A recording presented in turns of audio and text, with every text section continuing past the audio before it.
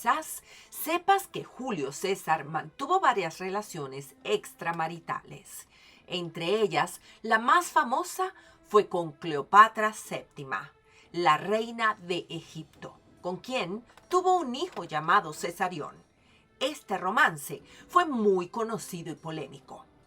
Julio César incluso la llevó a Roma en una visita oficial, lo que causó incomodidad entre los senadores y el pueblo romano.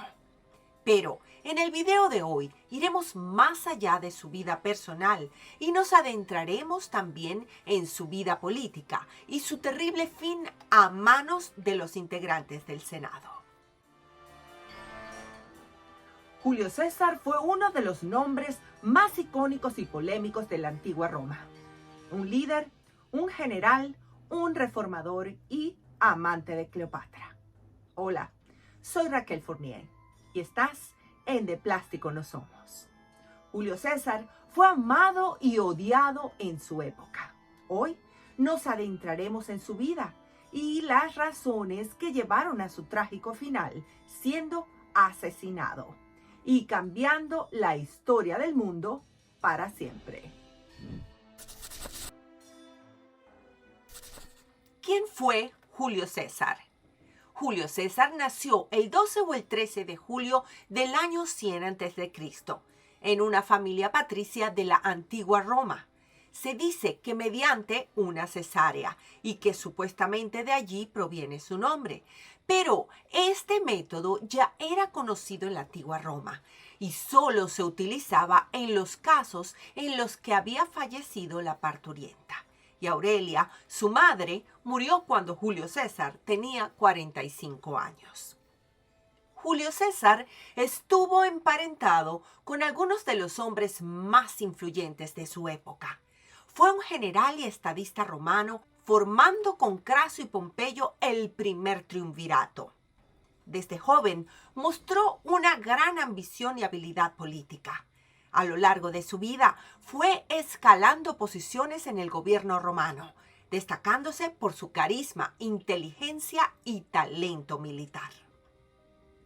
En el año 84 a.C., se casa con Cornelia Cinna Minor. Cornelia, hija del 4 veces cónsul Lucio Cornelius Cinna, fue su primera esposa. Se casó con ella por razones políticas cuando tenía 15 o 16 años y ella unos 13 o 14, ya que su padre, Lucio Cornelio Cinna, era un importante líder populista. Entre el 78 y el 75 a.C. tuvieron una hija, Julia, que más tarde se casó con Pompeyo, un aliado y luego rival de Julio César. En el 82 a.C., el dictador Sila le ordenó a Julio César que se divorciara de Cornelia debido a la afiliación de su familia a la facción populista. Pero Julio César se negó, lo que le causó serias dificultades políticas. El matrimonio dura hasta el fallecimiento de ella, durante el parto de su segundo hijo, que tampoco sobrevivió. Los ritos funerarios que le dedicó Julio César a Cornelia le sirvieron para ganar el agrado del pueblo y para poder obtener notoriedad política. En el año 67 a.C., se casa con Pompeya Sila, nieta de Sila, nuevamente por motivos políticos. Al casarse con una mujer de la aristocracia y con conexiones familiares influyentes, Julio César aumentaba su prestigio dentro de la élite romana. En la Roma republicana, el linaje y las conexiones familiares eran esenciales para consolidar la posición y la influencia política. Y una alianza como esta con la familia de Sila otorgaba a Julio César un aura de legitimidad y reconocimiento entre los aristócratas. Sin embargo, este matrimonio no fue exitoso. En el 62 a.C., Pompeya fue implicada en un escándalo conocido como el incidente de la Bona Dea. cuando Publio Clodio Pulcro, un político disfrazado de mujer, intentó infiltrarse en una ceremonia religiosa exclusiva para mujeres que Pompeya estaba organizando en su casa. Aunque no se pudo demostrar que Pompeya fuera cómplice, Julio César se divorció de ella, repudiándola, aludiendo a la necesidad de que la esposa de un pontífice máximo, su cargo en ese momento, debía estar más allá de toda sospecha, diciendo que su esposa no solo debe ser honrada, sino también parecerlo. Tras su divorcio de Pompeya Sila, Julio César se casa con Calpurnia Pisonis en el año 59 a.C., cuando ella tenía alrededor de 16 o 17 años, siendo esta su tercera y última esposa. Su matrimonio se mantuvo hasta la muerte de él en el año 44 a.C. Calpurnia fue conocida por su lealtad y por advertir a César sobre el peligro que corría en los días previos a su asesinato.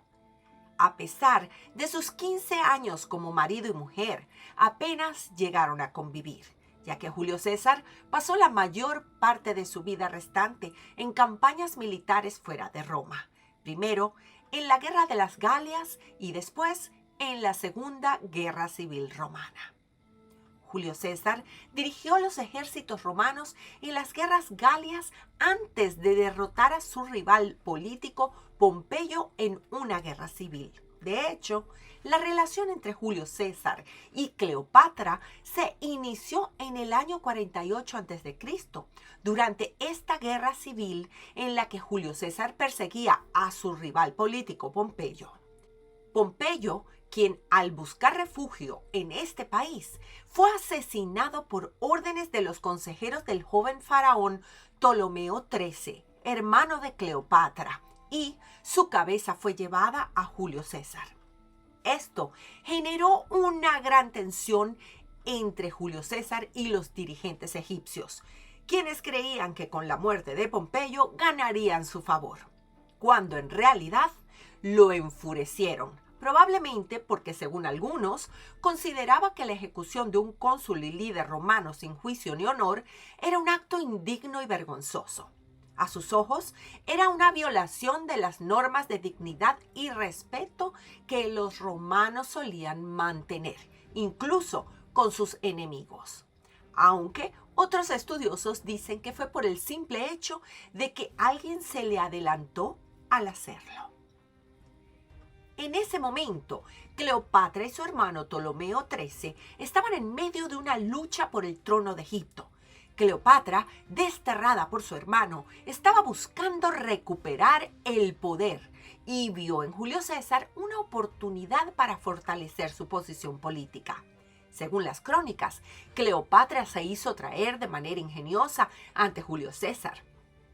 Algunos relatos indican que fue enrollada en una alfombra o en un saco de lino que luego fue entregado a Julio César en el Palacio de Alejandría. Al desplegarse la alfombra, Cleopatra apareció frente a Julio César, deslumbrándolo con su inteligencia, carisma y gran atractivo. Aunque esta versión es dudosa y se cree que ha romantizado su encuentro inicial.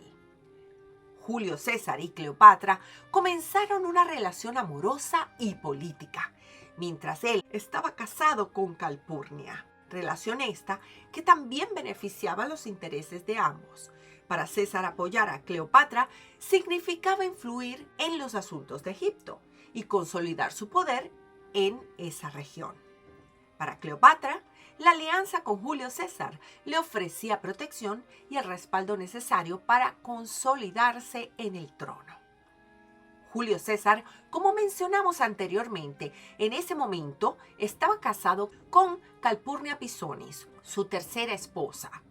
Aunque esta relación con Cleopatra era extramarital, en la Roma de la época era relativamente común que figuras como Julio César tuvieran amantes. La relación fue muy conocida y causó controversia en Roma, especialmente cuando Cleopatra viajó a la ciudad y se hospedó en una villa que Julio César le proporcionó en las afueras.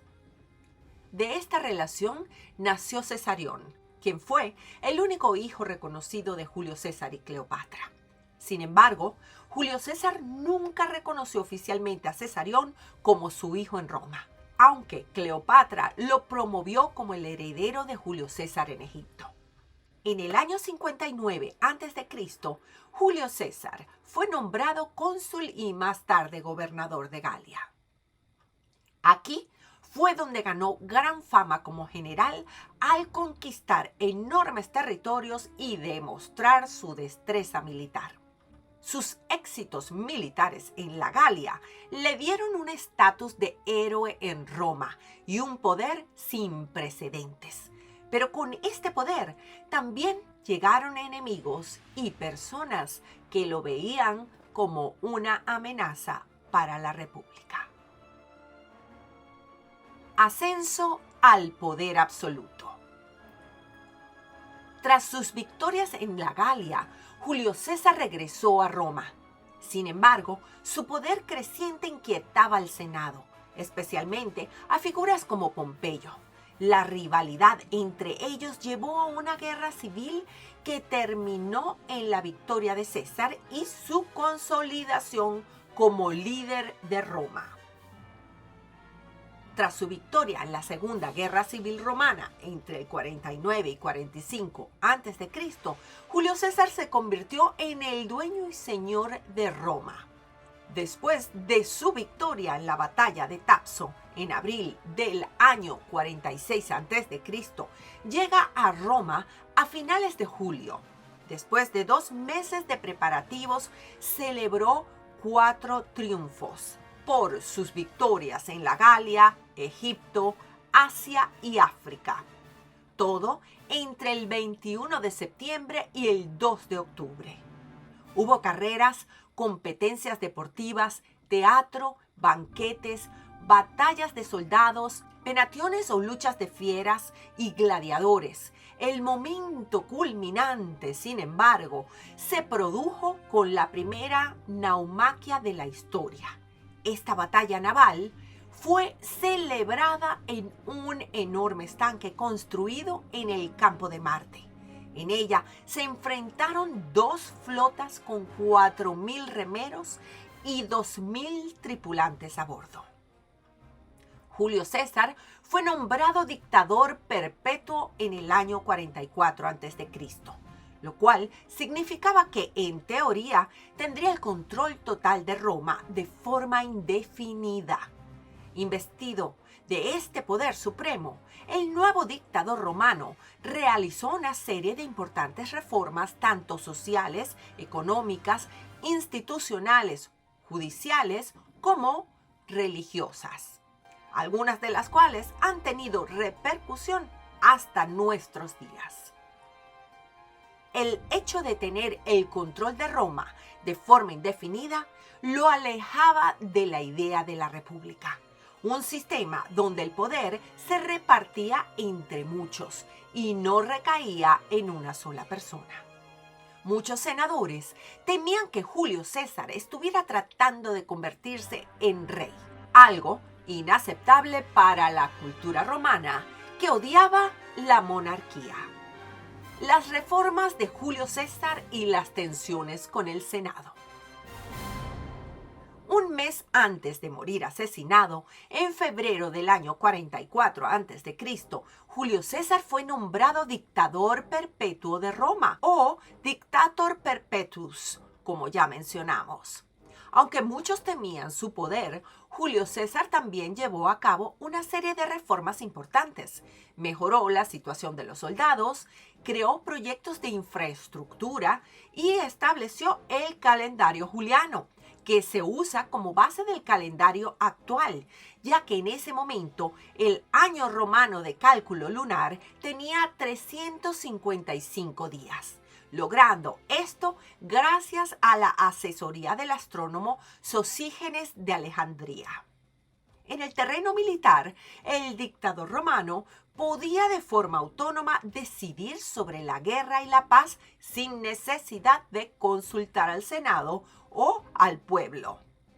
En el ámbito económico podía disponer a su antojo de las finanzas del Estado sin autorización del Senado, como era lo habitual, incluso durante anteriores dictaduras.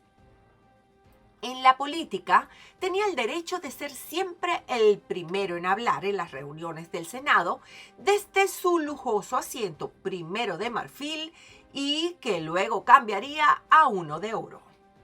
Sin embargo, sus reformas beneficiaban a muchos ciudadanos comunes y ganaban popularidad entre el pueblo, lo que causaba envidia y miedo entre los senadores que veían cómo su influencia y poder disminuían. A pesar de sus logros, Julio César era visto como una amenaza por una parte de la élite romana, y así surgió una conspiración en su contra.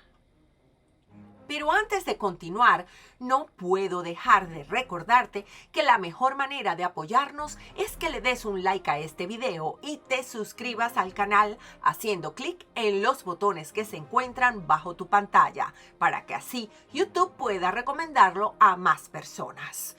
Hazlo ahora mismo. Recuerda que es completamente gratis. Y si quieres comprarnos un café, haz clic en el botón de forma de corazón que dice Thanks. La conspiración y el asesinato de César. El 15 de marzo del año 44 a.C., conocido como la Idus de marzo, y aquí hago una pausa en caso de que te preguntes qué quiere decir Idus, pues se llama Idus al día del medio de cada mes, y recordemos que estamos hablando del 15 de marzo. Ahora sí, continuemos. Un grupo de senadores, entre los cuales estaban quienes Julio César consideraba amigos y aliados, como Cayo Casio Longino y Marco Junio Bruto, decidieron que la única forma de salvar a la República era eliminándolo. Con la excusa de una reunión en el Senado, los conspiradores lo rodearon y lo apuñalearon múltiples veces. Se dice que recibió 23 puñaladas. Y las últimas palabras de Julio César son objeto de debate entre los historiadores. La frase más conocida es «Et tu, Brute», que en español significa «tú también, Bruto». Sin embargo, hay otras versiones de sus últimas palabras. Según el historiador Suetonio, quien por cierto nació después de la muerte de Julio César, dijo que sus palabras fueron «kai su teknon», que en griego significa «tú también, hijo». Otra versión es «tu quoque brute fili mi», que en latín significa «tú también, Bruto, hijo mío». Para entender este comentario, hay también que entender que la relación de Marco Junio Bruto con Julio César era muy cercana, y según se decía que Bruto podría haber sido su hijo ilegítimo debido a la relación de Julio César con Servilia, su madre. Esta teoría fue recogida por el historiador Plutarco a partir de rumores que circulaban en el ejército, aunque también podría tomarse la frase atribuida a Julio César en sentido figurado, ya que Julio César y Marco Junio Bruto se llevaban solo 15 años. Lo cierto es que no hay ninguna prueba sólida que demuestre que Bruto era su hijo.